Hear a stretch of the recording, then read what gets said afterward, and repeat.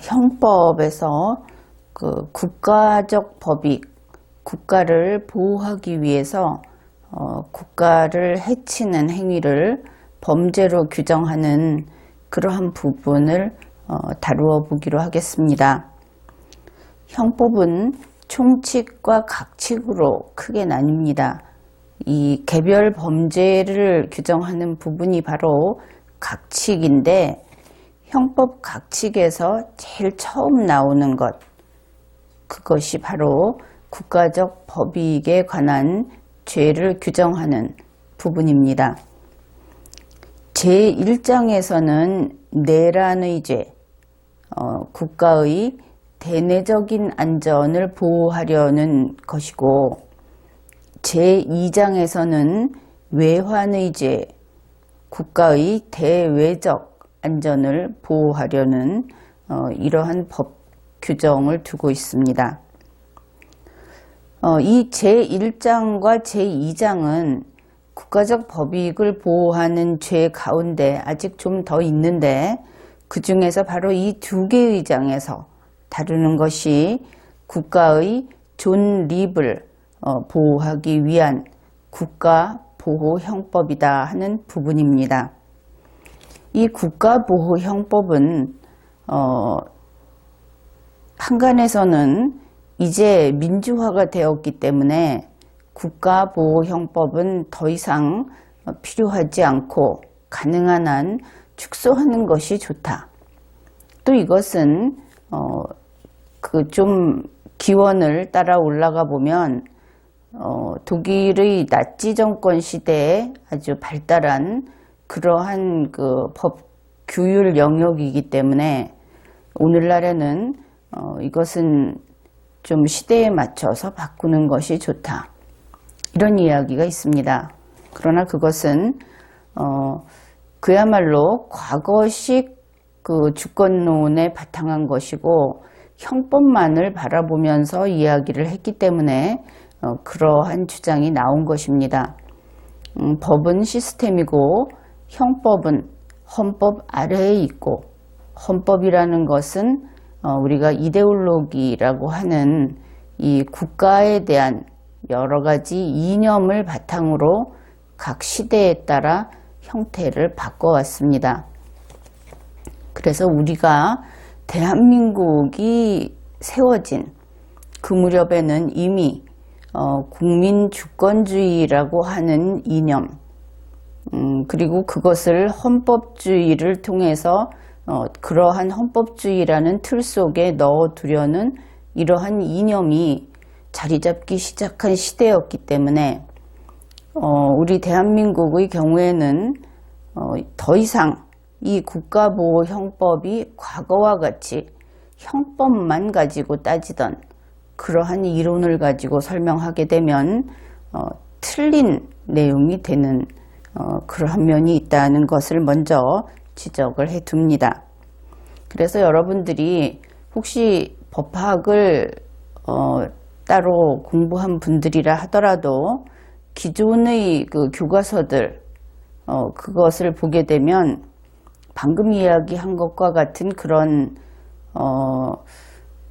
각 그 법률마다 다른 주장을 하면서 완전히 그것이 별개의 것인 것처럼 취급하는 그러한 교과서를 일반적으로 보게 될 겁니다. 이런 점에서 우리나라의 법학은 전면적인 손보기를 해야 하고, 또 이것이 체계적으로 통합되지 않으면 이렇게 뭐 형법 같은 경우에는 뭐 한 200년 전, 민사법 같은 경우에는 훨씬 길죠. 뭐 아무리 빨리 잡아도 400~500년 전, 그보다 더 과거, 이러한 시대의 이념을 바탕으로 만들어진 그러한 그 자료들, 교재들, 이것을 번역해서 들여와서 다시 재조합한 수준이기 때문에 같이 합쳐놓고 헌법이라고 하는 그 중심축을 따라서 합쳐놓게 되면 거의 맞지 않을 정도로 그 틈새가 너무나 큽니다. 그래서 이러한 점을 미리 알려드리고, 바로 이 리걸마인드 연구소에서 하는 것이 리걸마인드라는 것으로 대한민국의 법 시스템을 지금과 같이 그 어긋나 있는 것을 어떻게 연결지어야 하고 또 그 해석이 어떻게 바로 잡혀야 하는지 하는 것들을 다루고 있는 것이죠. 그래서 여러분들이 법을 전공하는 사람들이 아님에도 불구하고 때로는 좀 어렵죠. 전문적이고 이런 이야기를 하는 것은 우리 대한민국이 세계에서 그래도 뭐 상위 한 10위권 이렇게 들어가려고 한다면은 여러분 모두가 그 정도는 전문적인 이해와 또 논리적인 능력을 지니고 있어야 합니다. 그래서 매번 좀 어렵고 딱딱하고 또 여러분이 그냥 들을 때는 이해했다고 생각하지만 실제로 그 내용은 정확하게 이해하지 못하는 때가 더 많습니다. 그래서 가끔 강의를 무려 뭐 50분, 1시간 이상 이렇게 듣고 나서도 거기에 나오는 내용을 그 내용과 합치되지 않는 전혀 다른 엉뚱한 질문을 한다든지 또 전혀 다르게 이해하고 그것이 그 내용이다 하고 이야기할 때가 상당히 많습니다. 그래서 여러분에게 여러분들이 대부분 다 지식인이죠. 그리고 저마다 어떤 전문 분야에서 활동을 해온 그런 국민들이라는 것을 그렇게 짐작을 합니다. 그럼에도 불구하고 리걸마인드 연구소의 이 강의를 들을 때에는 반복해서 듣고 또 자료도 찾아보고 또 여러 번 그 내용에 대해서 스스로 생각을 해보고 이렇게 하라고 부탁을 하는 이유는 그 법이라고 하는 것이 말로 어떤 법 제 몇 조라고 이야기를 한다고 해서 그 법을 아는 것이라고 할 수 없기 때문에 그래서 그런 부탁을 하는 겁니다. 게다가 이왕 이야기가 나왔으니 한 가지만 더 이야기를 하죠. 현재 이 시사라든지 정치라든지 하는 부분에 대해서 각 그 여러 분야에서 그 전문가들이 다 이 주제를 이야기할 때가 많죠. 공개적으로 다루기도 하고. 그런데 어느 변호사가 이렇게 이야기하더라. 어느 기자나 어느 언론인이 정치인이 이렇게 이야기하더라 하고 그런 이야기를 전해주는 분들이 계신데 나는 이렇게 대답해 줄 수 있습니다. 법에 대해서 나는 법을 해석하고 법에 대한 풀이를 해줄 뿐입니다. 그래서 그 사람들이 어떤 실제적인 사건을 가지고 특정 법조문을 적용을 해서 다툴 수 있다고 이야기할 때 내가 거기에 동의를 하면서 옳다고 하지 않을 때는 옳지 않은 것이다. 이렇게 이해하면 됩니다.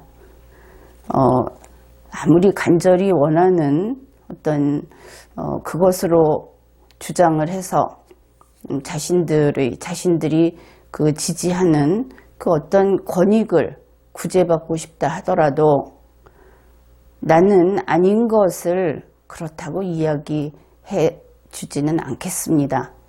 그러니까 내가 그렇다고 말하지 않을 때에는 그것은 틀린 것이다. 이렇게 이해하면 되겠습니다. 이제 이 국가보호형법에 대해서 좀 연역적으로 다루어 보죠. 아주 가까운 때를 생각해 봅시다. 여러분 중에는 이러한 표현을 싫어하는 분도 있을 겁니다. 그러나 그냥 이렇게 부르죠. 속칭 군사 독재 시대. 그러니까 민주화가 필요하다고 생각하는 그런 시대. 그때의 대통령은 제왕적 대통령이다. 그렇게 일반적으로 이야기들을 합니다. 그러면 독재를 하는 제왕적 대통령, 그 대통령에게 국민 A가, 이 개인인 A가 저항을 할 수 있습니다. 또 어떤 국민들의 단체인 B가 저항을 할 수 있습니다.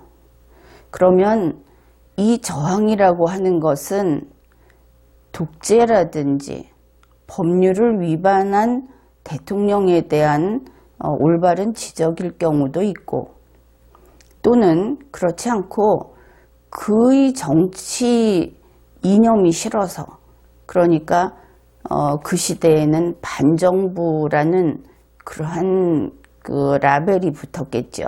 그런 활동을 하다 보면, 그러다 보니 더 나아가서 그런 대통령이 있는 이 대한민국 자체가 싫었을 수도 있습니다. 그때는 반국가라고 하는 그런 라벨이 붙겠죠.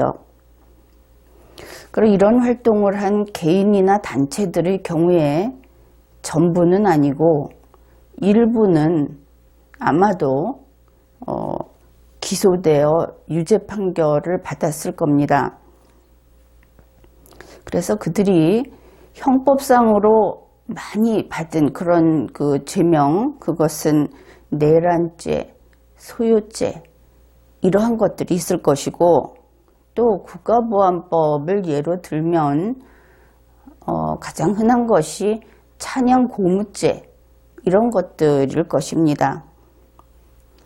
그렇게 처벌을 받은 사람들이 있었죠. 그런데 찬양고무죄 하면은 오늘날에는 그 정도를 가지고 인신을 구속한다든지 하는 것은 지나치다고 생각하는 사람들이 제법 있을 겁니다. 그러나 법률이 있는 한 그런 행위를 하면 안 되겠죠. 그런데 이 시대에 자신의 이념과 자신의 철학과 다른, 어떻게 보면은 그들이 독창적일 수도 있고, 또 어떻게 보면 그 시대와 안 맞는 사람일 수도 있는데, 자신의 철학과 맞지 않는 국정 철학, 또 국가 운영, 그러한 시대에 살았던 사람들이 느낄 때에는 개인들의 입장에서는 이럴 겁니다. 내가 이 국가의 질서에 맞추지 못하고 있구나, 이렇게 생각하기보다는 그 국가를 보호하기 위한 법률이 나 개인의 인권을 침해한다, 내가 피해봤다, 이렇게 생각을 하겠죠. 그리고 나서 그러한 인식이 점점 늘어나면서 이 국가를 보호하려는 형법, 대표적으로 국가보안법 같은 것도 지금까지 이러한 성토의 대상이 되고 있죠. 그래서 이런 피해를 입었다고 생각하는 사람들은 국가보호형법을 타도의 대상으로 삼았습니다. 그런데 이것을 그 당사자들은 억울한 일도 있었을 것이고, 또 그들을 규율하는 입장에 있을 때는 왜 그들이 그렇게까지 무질서했는지, 왜 법규범을 번번이 위반하는지 해서 용서할 수 없는 부분도 있었을 겁니다. 이제 우리는 그 다음 세대로서 지나간 일들을 다시 돌이켜 보면은 아마 이랬을 것 같습니다. 국민 A가 그와 같은 행동을 했다. 단체 B가 그와 같은 행동을 했다. 그런데 이들이 모두 그저 개인이거나 개인의 모임일 때 특별한 직책을 가지고 있다든지 아니면 정치적으로 특별히 무엇을 추구해서 그런 것이 아니고 온전히 개인들의 모임이었다. 이렇게 되면은 법이 있기 때문에 법을 위반하겠다는 고의성과 그리고 법이 금지하는 목적을 추구하겠다는 목적의식이 분명한 개인, 그리고 그 모임이라면 모임의 법으로는 수괴라고 합니다. 우두머리. 그 정도만 처벌하는 것이 바람직하다. 이렇게 보겠습니다. 그런데 지나간 일들을 이야기하는 겁니다. 권위주의 시대에. 그런데 이때에도 생각해 보아야 할 것이 그러한 반정부 활동 혹은 이 국가보호형법을 위반하는 그러한 행위를 한 사람들이 정치 세력이었다든지 아니면 그들 가운데 공무원이 주축이 됐다든지, 그 당시에는 아마 일반 공무원은 이런 일을 거의 하지 않았을 겁니다. 그런데 지금 생각해 볼 수 있는 것은 교육 공무원이 좀 있었고, 그 다음에 대체적으로는 그 국회의원이라든지 이런 식의 공무원들이 많이 있었죠. 만일 이 공무원에게 그러한 일을 허용했을 때 군인이라든지 경찰이라든지 이런 사람들이 만일 그런 행위를 했다면 큰일 났겠죠. 어떻든 그러한 정치 세력이나 공무원들이 주축이 돼서 이 국가보호형법을 위반했을 때에는 아무리 대통령이 독재적인 대통령인 시대라 하더라도 그것은 엄벌하는 것이 당연합니다. 그렇겠죠. 그리고 지금 그 권위주의 시대에 이러한 일들로 유죄 판결을 받은 사람들이 재심을 통해서 오늘날의 관념에 따라, 오늘날의 리얼마인드에 따라서 재심을 받고 과거의 그 판결이 잘못되었다 해서 그 무죄 판결을 받는 경우가 종종 있습니다. 이 부분에 대해서는 이 법학의 관점에서는 좀 고민할 소지가 많이 있습니다. 왜냐하면 강물을 생각해 보십시오. 20년 전에 흘러간 강물을 지금 그 자리에서 심판하는 것과 똑같습니다. 우리가 그 비슷한 것으로 각주구검이라고 해서 그런 행위를 하면 그 좀 비난하죠. 바보 취급을 하고. 그런데 오늘날 우리 사법부는 그러한 것을 하면서 아주 그 아름다운 인권을 보호하고 억울한 피해자를 구제하는 일을 한다. 이렇게 그 국민들에게 알리고 또 국민들도 거기에 동의를 하고 있습니다.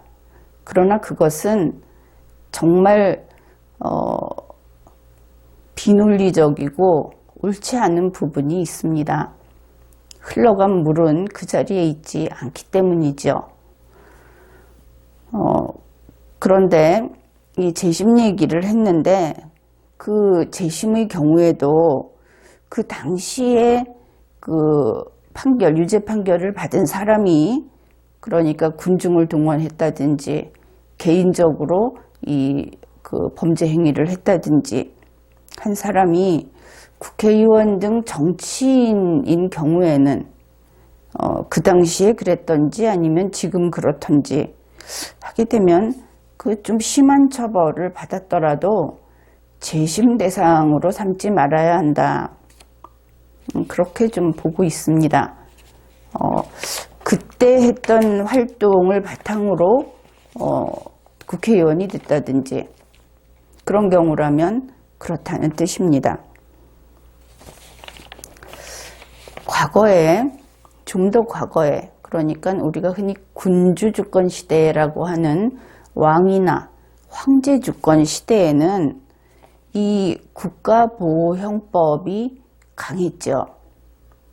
그것이 모반죄라든지 영모죄라든지 해서 그 범죄를 저질렀다고 하게 되면 목숨을 잃는 것이 당연하다 할 정도였습니다.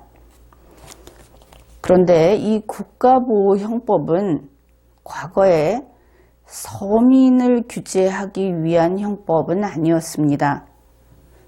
서민을 규제한다면 그것은 아주 특이한 경우에는 그러한 죄가 성립이 되겠지만 대부분은 개인을 파멸시키기 위한 그런 탄압으로밖에 볼 수 없는 것이죠.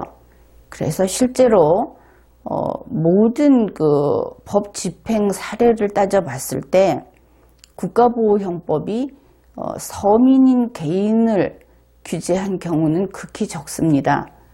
또 실익도 없기 때문에 그렇기도 합니다. 주로 이것은 군주에게 도전할 만한 힘이 있는 귀족을 규제할 때 효력을 발휘하고 유용하게 사용된 그러한 제도입니다. 그런데 여러분들은 영화나 문학작품을 보게 되면 아주 강력한 그것도 힘이 센 그런 독재자가, 황제가 힘없는 개인에게 이 국가보호형법을 위반했다 해서 탄압을 하고 가해를 해서 결국은 그의 목숨을 빼앗는 그런 내용을 종종 보았을 겁니다. 그러나 이것은 그야말로 작품 속의 이야기고 아주 드물게 있었기 때문에 그것이 사람들의 관심을 끄는 소재가 되었다. 이렇게 이해하는 것이 좀 더 합리적이겠죠. 정치적인 어떤 충돌은 대부분은 강자 대 강자의 싸움입니다. 처음부터 약자가 강자에게 덤벼든다면 그 약자는 좀 무모한 사람이겠죠. 그리고 강자와 약자가 싸웠을 때 약자가 이긴다고 하면 그것은 잘못된 것이 아니겠습니까? 우리가 다윗과 골리앗 얘기를 하는데 진실로 체격이 작은 사람이 약자는 아니었죠. 기교가 뛰어나다든지 그 모든 것이 결국은 전투력이 싸울 수 있는 능력에 있어서는 결코 약자가 아니었고 약자는 승리하지 않습니다. 여러분들이 이 부분에 대해서 그렇게 이야기하는 것이 어쩌면 의외다 이렇게 생각할지 모르겠습니다. 그러나 세상에서 강자와 약자가 싸워서 약자가 이기지 않습니다. 이긴 자는 강자인 것입니다. 게다가 우수한 자와 우수하지 못한 자가 싸웠을 때 우수하지 못한 자가 이기는 일은 없습니다. 그래서 강자 대 강자의 대결이 있었을 때 승패가 결정이 되겠죠. 그러면 그 승패가 결정이 된 이후에 패배자에게 가담했던 군중들, 그 개인들이 피해를 입는 경우는 물론 많았을 겁니다. 대부분 우리에게 전해지는 스토리는 강자와 강자의 대결 구도 부분은 건너뛰고 마지막에 패배자를 따르던 군중이 좀 안 좋은 이야기지만 사람이 사냥당하듯이 그렇게 일방적으로 당하는 그런 내용을 우리에게 전해주곤 하는데 그 과정이 중간 부분이 빠졌다 이렇게 생각을 해두면 우리가 지금 다루고 있는 이 국가보호형법이라는 것이 어떤 구조로 그것이 작동하는지 구성되어 있는지부터 전부 잘 이해할 수 있게 될 겁니다. 사실 이렇게 공연히 남의 권력 다툼에 개입했다가 전사한 사람들이 상당히 많죠. 그 권력 다툼을 하는 양자가 있다고 합시다. 강자 대 강자라고 이야기를 했는데 그 권력 다툼을 하는 어떤 사람을 추종하기로 했다. A라는 사람을 추종하기로 했다. 그런데 그 A가 실력자라면 안전합니다. 그러나 실력이 없는 자라고 한다면 그 실력이 없는 자를 알아보지 못하고 추종한 사람은 결국은 나중에 전사하게 되죠. 이 실력이 없는 자는 다음과 같은 특징을 보입니다. 우선 자기 자리가 굉장히 불안하다고 느끼죠. 자리가 불안하기 때문에 모두를 의심합니다. 그리고 모두를 한마디의 반론도 반박도 하지 못하게 무조건 추종하는 것을 요구하죠. 그리고 자기에게 조금이라도 자기에게 완전히 동의하지 않고 다른 부분이 있는 사람이라면 사방을 향해서 총탄을 난사합니다. 그 결과 적을 많이 만들죠. 이러한 실력이 없는 자를 따르면 대단히 위험하고 그리고 따를 때도 편치는 않을 겁니다. 왜냐하면 그러한 리더는 자기를 따르는 사람을 인간 취급을 안 합니다. 그리고 단지 도구로 쓰지요. 또한 자기를 따르는 사람들이 나가서 다른 사람들을 다치게 하고 물어뜯고 싸우게 그렇게 만들어 버립니다. 자신이 명예롭지 못하고 품위가 없기 때문에 자신을 따르는 사람들도 밖에 나가서 똑같이 품위 없게 싸우고 왔을 때만 그 충성심을 인정해 주는 것이죠. 그래서 이런 실력 없는 자를 따르다가 전사하는 사람, 과거의 이야기이고 오늘날 같으면 오늘날 우리나라 같으면 이런 실력 없는 자를 따르다가 결국 피해를 입는 것은 자기 자신이죠. 전사는 아니고 오늘날에는 여러 가지 법적으로 그 범죄자가 되고 법적인 처벌을 받게 되고 손해배상을 하게 되고 이렇게 되는 것이죠.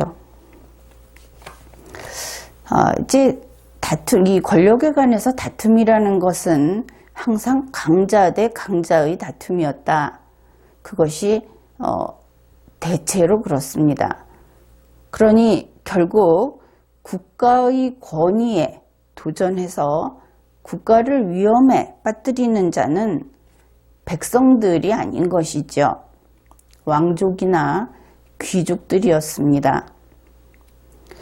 이것은 오늘날에도 역시 변함이 없습니다. 21세기 헌법주의 국가를 위험에 빠뜨리는 사람은 지난 겨울 광화문 광장에서 촛불을 들었던 촛불 시위대 개인들이 아닙니다. 시위는 할 수 있는 것이지요. 법의 범위 내에서. 다만 그 시위가 법을 지키는 것처럼 보이면서 실제로는 법을 무력화시키는 시위였다고 한다면 이야기가 달라집니다. 그래서 지금 그 촛불 시위를 촛불 혁명이라고 이야기를 하고 있기 때문에 그 촛불 집회를 기획하고 운영했던 세력, 여기 전제 조건이 있습니다. 그것이 촛불 혁명일 때. 이 집회를 기획하고 운영했던 세력은 국가를 위험에 빠뜨리는 자에 속하겠죠. 그리고 이 혁명이라고 하는 촛불 집회를 기획하고 운영한 세력을 또 지휘한 세력이 그 뒤에 있겠습니다. 그들도 국가를 위험에 빠뜨리는 자들이 되겠습니다.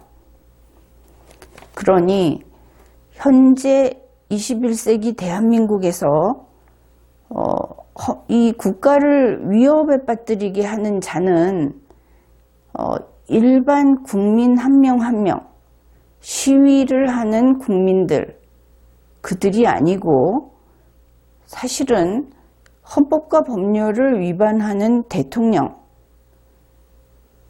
역시 헌법과 법률을 위반하는 대법원장, 국회의장, 국회의원, 법관, 그리고 공무원들이라고 할 것입니다.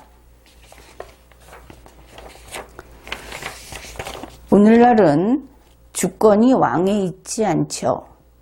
주권은 전체 국민에게 있습니다. 그렇기 때문에 국가의 권위에 도전하는 행동, 즉 국가를 파괴하고자 하는 반국가 행위, 이것은 왕이 아니라 전체 국민의 국가를 파괴하는 것입니다. 왜 이런 이야기를 했느냐 하면은 이 국가보호형법이라고 하는 것은 어쩌다 한 명 나와서 왕에게 반기를 드는 백성, 그를 잡기 위한 것이 아니고 적법한, 합법한 왕을 쓰러뜨리려고 하는 귀족을 잡기 위한 것이다. 그러한 이야기를 하려는 것입니다. 그래서 국가보호형법과 국가보안법 같은 것들은 개인의 인권을 침해하는 것으로서 지금 비난을 많이 받아왔는데, 그것은 국민주권주의를 침해하는 통치기관을 주된 대상으로 한다 하는 것을 이야기해 두겠습니다. 따라서 오늘날 이러한 법률은 더욱 필요해졌죠. 이제 필요 없는 것이 아니라 더 필요해진 것입니다. 국가를 보호하는 일, 그것은 바로 우리 전체 국민을 보호하는 일이다 하는 것을 잘 알아두어야 하겠습니다. 우리 헌법 제92조는 조문의 제목이 외환유치입니다. 이때의 외환도 환란이라고 하는 그 환자를 쓰는 겁니다. 조문 내용은 이렇습니다. 외국과 통모하여 대한민국에 대하여 전단을 열게 하거나 외국인과 통모하여 대한민국에 항적한 자는 사형 또는 무기징역에 처한다. 여기에서 외국이란 대한민국을 제외한 모든 나라를 가리킵니다. 그러나 법조문에서 통모하여라는 것이 있기 때문에 나라만으로는 안 되겠죠. 나라는 말을 할 수 없으니까. 그래서 이때 외국은 외국의 국가대표성이 있는 기관, 이렇게 이해하면 되겠습니다. 물론 이때의 나라 국자를 쓰니까 이 나라는 국제법상 승인된 국가는 아니어도 무방합니다. 그 다음에 통모라고 했는데, 통모는 함께 모의를 하는 것, 이렇게 보면 되겠고, 전단이라는 말은 전투행위를 가리킵니다. 그러나 이것은 국제법상 그 전쟁에서의 전투만을 말하는 것이 아니고 사실상의 전투까지 포함을 합니다. 그래서 외국 군대가 대한민국의 영역을 침입하거나 대한민국의 영역에 폭격을 했을 때 그것은 사실상의 전투, 그 형법 제92조의 전단 여기에 포함이 된다. 그렇게 이해하면 될 것이고, 이 전투행위라고 하는 것은 그냥 전투행위가 있으면 요건이 충족되는 겁니다. 처음부터 그 상대방이 전투할 의사가 없었는데 생기게 하였어야 하는 거냐, 이런 식의 제한이 없다는 것이죠. 원래 전투하려고 하는 자에게 했어도 마찬가지이고, 결과적으로 전투행위만 있으면 외환유치죄의 그 요건이 충족되는 것입니다. 다음으로 외국인이라고 하는 것은 앞에서 이야기했던 정부를 대표하는 그 기관도 결국은 사람이 나와야 하겠죠. 그러한 사람이 아닌 그냥 외국인, 그리고 외국인의 공적단체가 아닌 사적단체, 이것이 지금 외국인과 통모하여라는 그 외국인을 가리킵니다. 항적한다는 말이 있죠. 이것은 대한민국의 적대 행위를 한다, 대한민국에 공격한다, 이렇게 보면 될 것이고, 이 형법 제92조 외환유치죄라고 하는 것도 여적죄와 마찬가지로 미수범을 처벌합니다. 그리고 예비, 음모, 선동, 선전을 다 처벌합니다. 이제 외환유치죄라는 것을 보았는데, 이 외환유치죄는 외환의 죄라고 하는 장 속에 있다고 이야기를 했죠. 외환의 죄는 형법 제2장에서 규정을 합니다. 형법 제2장에는 구체적으로는 제92조에서 제104조까지가 규정되어 있고, 이 중에 별개 항목으로, 그러니까 미수범, 예비 이런 것을 제외한 별개 항목으로는 8개 정도의 범죄가 규정되어 있습니다. 그래서 외환유치죄하고 외환의 죄는 그 범위가 다른 것이죠. 외환의 죄가 훨씬 폭이 넓습니다. 만일 대통령이 외환의 죄를 범한 경우에는 어떻게 되는가? 여기에 대해서 이야기를 해보죠. 이 외환의 죄라고 하는 것을 형법 교과서에서는 이렇게 소개를 하고 있습니다. 이재상 교수의 형법 강론의 내용을 소개하죠. 외환을 유치하거나 대한민국에 항적하거나 적국에 이익을 제공하여 국가의 안전을 위태롭게 하는 범죄. 이렇게 되면 외환의 죄의 개략적인 의미를 이해할 수 있겠죠.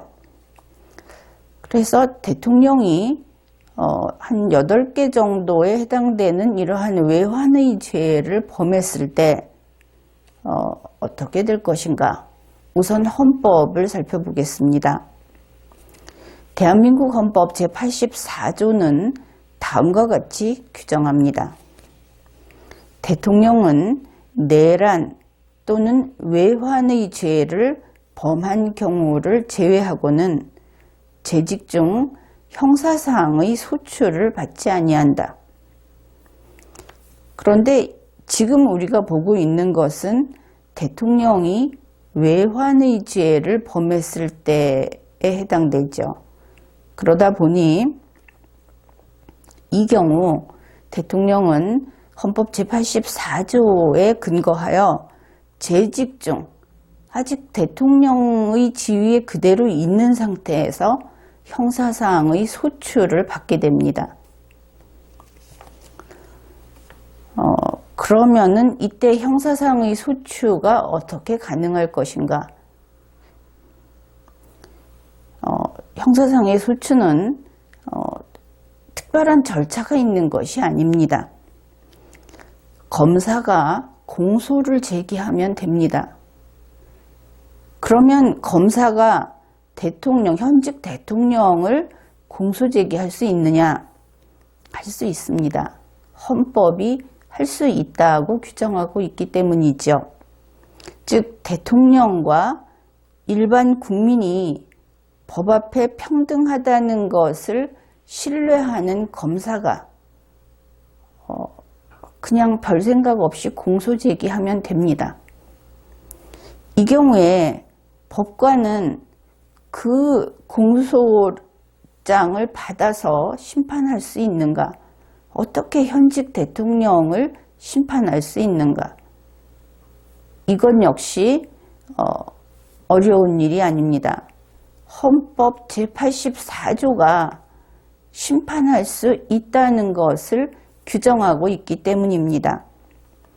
대통령과 일반 국민이 법 앞에 평등하다는 것을 신뢰하는 법관이 심판하면 되는 것입니다. 현직 대통령이 재판받습니다. 그렇게 해서 유죄 판결을 받게 되면 어떻게 될 것인가? 현직 대통령이 외환의 죄를 저질러서 유죄 판결을 받았다. 그러면 역시 특별할 일은 없습니다.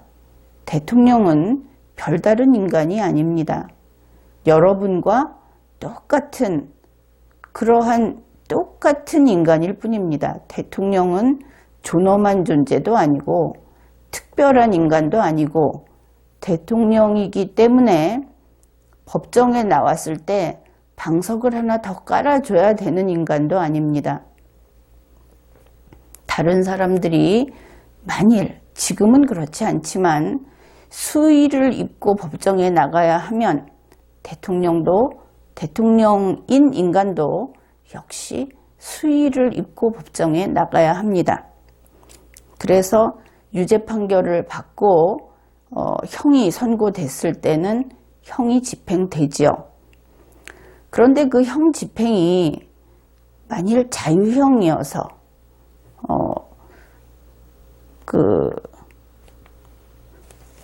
징역을 집행해야 된다. 그러면 어떻게 되겠습니까? 현직 대통령입니다. 그런데 유죄 판결을 받고 징역형을 집행해야 한다. 대통령과 일반 국민은 똑같다고 했죠. 설령 그가 현직 대통령이었어도 그러면 그는 징역형을 집행받아야 합니다.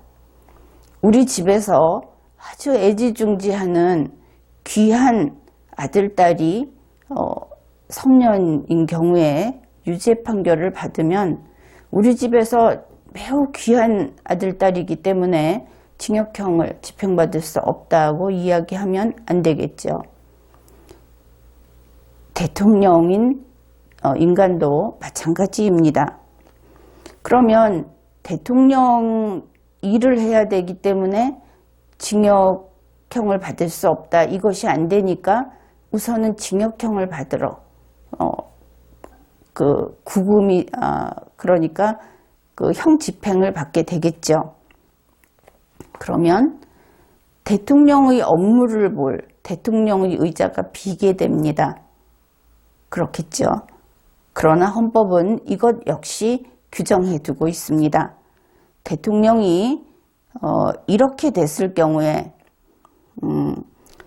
그것이 사고라고 했을 때, 그러니까 일정 기간 동안 대통령의 업무를 집행할 수 없는, 업무를 이행할 수 없는 상황일 때 사고라고 합니다. 그러면 헌법 제71조에 의해서 권한 대행을 해서 대통령의 임무를 수행하게 하고 대통령은 아무 걱정할 것 없이 형 집행을 받으면 되는 것입니다. 이때의 구분은 물론 대통령의 남은 임기를 가지고 정할 겁니다. 유죄 판결을 받았을 때 그것이 사고로 처리될 것이냐 아니면 거리에 해당되는 것으로 볼 것이냐 하는 것은 법적인 논의가 좀 필요하고 가령 6개월이나 1년의 징역형을 집행을 해야 된다. 이렇게 생각을 해보죠. 그렇게 되면 그 기간 동안 권한 대행을 하면 되겠죠. 대통령은 징역형을 받고, 그러면 그 형 집행을 마치고 나면 다시 대통령의 의자로 돌아올 수 있겠습니까? 이때 문제가 생기는 것이죠. 헌법과 법률을 위반한 자는 대통령으로서 자격이 없죠. 그래서 이렇게 처음 시작은 사고라는 것으로 형 집행은 그대로 하더라도 아직 대통령의 지위가 없어지는 것은 아닙니다. 권한 대행이니까. 그러나 바로 이때 헌법과 법률을 위반한 대통령을 국회는 탄핵소추 의결하고, 그리고 헌법재판소는 탄핵 결정을 해서 파면을 시킨 다음에 사고 상태를 거리 상태로 만들겠죠. 그렇게 되면 거리가 되었을 때는 헌법 제68조 제2항에 따른 보궐선거가 실시가 됩니다. 그런데 이것은 외환의죄의 경우이고, 외환의죄를 형사소추를 해서 해결하는 경우입니다. 그런데 이 동일한 행위를 역시 탄핵의 소추를 통해서 해결할 수도 있습니다. 형사소추를 순서를 바꾸는 것이죠. 순서가 바꾼다기보다 지금 무슨 얘기냐면 형사소추가 진행되는 도중에 그대로 탄핵 소추를 할 수 있다는 것입니다. 그래서 두 가지가 다 가능하다. 헌법 제65조에 따라서 국회가 탄핵 소추를 의결합니다. 혹시 여러분들 가운데 이 탄핵 소추 의결에 대해서 헌법 제84조에 의한 것이다 이렇게 잘못 알고 있는 그런 국민들도 있는 것 같은데, 그것은 그렇지 않습니다. 탄핵은 헌법 제65조에 따라서 진행하는 것입니다. 그래서 국회에서 탄핵소추를 의결하고 헌법재판소가 탄핵 심판을 하고, 그래서 그 결과 탄핵의 결정을 했다 하면 어떻게 되겠습니까? 법원의 재판은 그대로 지장 없이 계속됩니다. 이 경우에도 탄핵의 결정을 했을 경우에 또 일부 국민들이 궁금해하는 내용이 나오죠. 헌법재판소는 탄핵의 결정을 할 수 있습니다. 탄핵의 소추가 의결이 돼서 심판을 하게 됐을 때 그것이 이유 있다. 그러면 그 종류는 탄핵의 결정입니다. 그런데 그 결정문에서 주문은 파면한다로 나가게 되어 있습니다. 이것은 헌법재판소 법에도 있고 또 실무제요에도 있습니다. 파면한다로 주문을 작성하게 되어 있는 것이죠. 그래서 파면이라는 그 효과가 발생하게 되면 탄핵의 결정으로, 그러면 역시 대통령은 거리가 됩니다. 이 경우에는 어떻습니까? 형사소추가 진행 중이라고 했죠. 그 형사소추와 그 병렬적으로 그 헌법재판소의 결정으로 미리 거리가 결정되는 것이죠. 앞의 경우에는 사고를 거쳐서 거리로 간다 이렇게 이야기를 했는데, 여기가 좀 복잡하다면 좀 느리게 반복해서 다시 확인을 하면서 이 강의를 들으면 정리가 잘 될 것입니다. 그래서 탄핵의 결정으로 거리가 되고 나면 역시 헌법 제71조에 따라서 권한 대행이 그 권한을 대행하고, 그러면 이때 권한 대행이 주로 하는 일은 헌법 제68조 제2항에 의한 대통령 선거를 실시하는 것이죠. 이 선거는 당연히 보궐선거입니다. 이렇게 해서 그 외환의죄라는 것이 국가를 보호하기 위해서 규율하는 그러한 형법상의 그 규정이다. 그리고 이 국가를 보호한다는 것은 대통령을 보호하는 것이 아니라 우리 전체 국민, 그리고 우리 전체 국민의 대한민국과 헌법을 보호한다는 뜻이다. 그래서 그 형법 각칙의 외환의 죄에 대해서 알아보았고, 대통령인 공무원이 이러한 외환의 죄를 범한 경우에는 어떻게 처리될 수 있는가 해서 재직 중에 형사소출을 받으면서 그 후에 그 탄핵의 결정을 해서 처리할 수도 있고, 재직 중에 형사소출을 받으면서 동시에 탄핵의 그 소출을 해서 탄핵의 결정을 받을 수도 있고, 이러한 방식이 있다는 것을 알아보았습니다. 이번 회에는 여기까지 하겠습니다.